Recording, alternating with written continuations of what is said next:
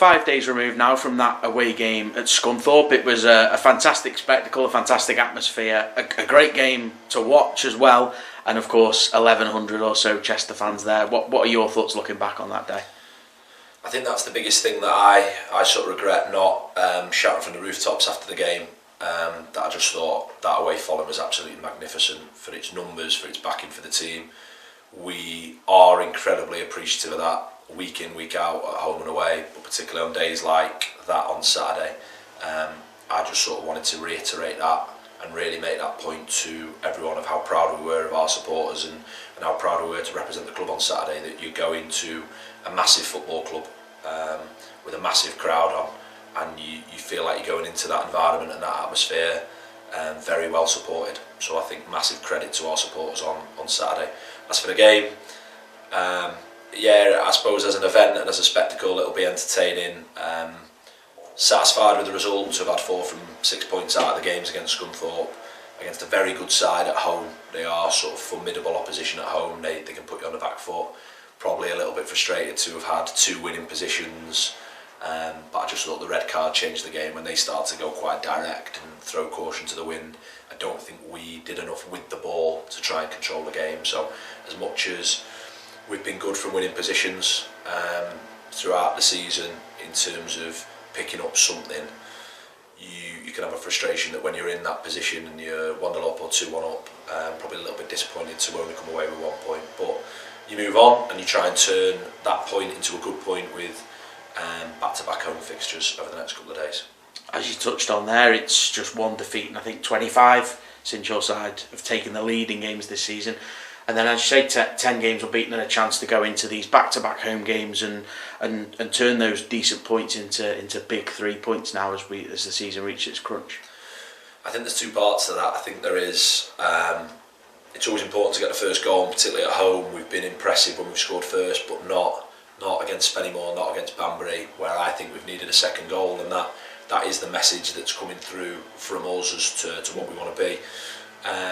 But we know how many points we need, we know how to get them, and you talk about that yes, we're unbeaten, we're in a decent place, we've had a good run of form, we're very difficult to beat. I always want that to be sort of first and foremost how people describe us, because I think that's the most important foundation.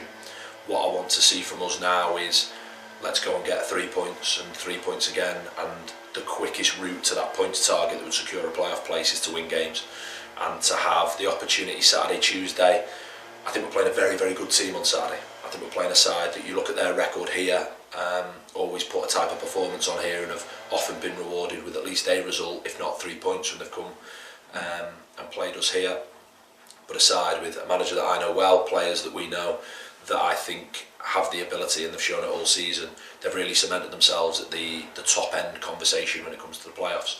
Those games have always brought the best out of us, but what I want to see is that we'll seize the initiative in the game for 90 minutes, not just from the start. If we start well, we'll maintain that and look to improve and try and put a 90-minute performance on. But to have the opportunity on, for me it feels like the biggest Saturday, Tuesday I've been involved in at the club, because it's just such an important time of the year and the points are so precious. But to have 2 home games, and I've referenced the supporters earlier, the role they can play is absolutely massive, and that is a real weapon of ours and something that we're sort of keen to utilise. But 2 home games in the space of 4 days with 6 points up for grabs, if we can get a positive return from that, we can really propel ourselves where we want to be come the end of the season. Since we last spoke, there's been news obviously on a player front. You managed to bring one in Kieran Burton, and of course some deserved recognition for Will Stanway being called up to the England C squad. He's been fantastic this year, and it's just reward for him, isn't it? Yeah, on Will first and foremost, delighted for him. He's worked very, very hard. Talented goalkeeper. He won't have had the opportunities here that he wanted 12 months ago, and what he did was have some very successful loan spells. Obviously one resulted in a promotion. That was a really important year for him in terms of games played. When you then look at the number of appearances, for him to apply himself the way he has since he's sort of come back into the building with us, I think he's been absolutely terrific. I think he's a very talented goalkeeper. Delighted with the work that Neil Eberle's been able to do with him. I think Neil was a really shrewd acquisition that has improved what we do in the goalkeeping department, but our staff in general. He's someone that I enjoy working with, and someone I think a lot of. But for Will to have that recognition of he is the best goalkeeper in our division, but to be recognised as in the wider non-league picture, to have the chance to represent his country, first and foremost, delighted for him.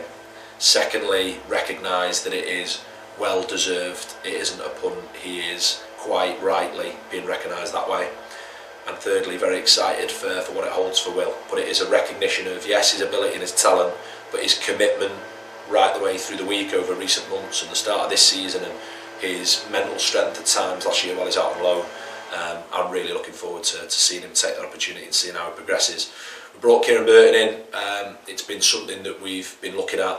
For us, we've operated without a left-sided centre-half in a back four all season. And I also think he is a left wing back predominantly at the end of the season for Scarborough. He adds an athleticism, a versatility it was something we wanted to add. We wanted someone, we didn't want to add multiple players, we wanted someone that, like I say, is another option at left back, a left-sided centre-half in a 4, a left-sided centre-half in a 3, but a left wing back as well if we want to go with a 3 or 5, however you'd like to phrase that. So played a lot of games for a 21-year-old, but adds to that physical profile, which is where we feel like we can improve the group. We've been able to do that, really pleased to have added to the group and improved it, and I think he's someone that will do really well for us in that running. Games have come thick and fast, and already there's just 9 games to go in the regular season. You've got some big games coming up and some big games in and around as well. You look at the likes of Curzon and Tamworth coming up. There's some big games on the agenda in the next few weeks, isn't there? The message is simple really, and the facts of it play out that we will get in the playoffs by beating some of the best sides in the division, picking points up against sides in the top 10. If we don't do that, we won't get in. It's that straightforward, so that we will be well prepared for a potential playoff campaign because of the teams that we have to play. We have some incredibly tough games, you reference it there. Curzon on Saturday, they're a side like I say, I've got a lot of respect for me because I know the individuals involved and what they've done as a club. That will pose a challenge. You have Southport, who've had an unbelievable win in midweek, coming here on Tuesday. Then you go to Tamworth, who are borderline the champions-elect now. But to go to Brackley, for Alfreton to come here, for South Shields to come here, to have some decent trips on the road, to go to Buxton at the end of the month on Good Friday, it's challenging. But these are the scraps you want to be in. I'd love for us to be in a title scrap, and we aren't quite there. What I'm really clear on is, I've talked a lot in recent weeks about commitment and the fact that the first target of getting in those playoffs is everything for the club, but the individuals within that, on the staff, myself, the players, we're desperate to have that success and achieve that playoff finish. But you have to be able to roll your sleeves up and do it. You have to be able to deal with the pressure of it's tight and you can't get wrapped up in it. So I don't look at league tables. You just need to know how many points you'll need and just keep moving forwards. Only the best version of ourselves on the pitch starting on Saturday gets us those points. But I've talked at the beginning of the interview about the best version of the club. I felt the momentum after the Farsley game because of the manner of the victory, and I thought there was an energy in the stands from that away section on Saturday that is exactly what we need to help us between now and the end of the season. Everyone has a part to play in different ways. We are going to need everyone, and that's got to start on Saturday. It's 9 games to get those points, to get in the playoffs and see where that takes us. It's not a given. We're in a scrap with some sides that have things that we don't, but I like to think we've got something about ourselves as well that is why we're in the position that we're in. 9 games to go, it's flown by. Now's the time to take off, and to do that momentum that's required, that energy, that commitment, it is going to be absolute maximum effort from everyone involved.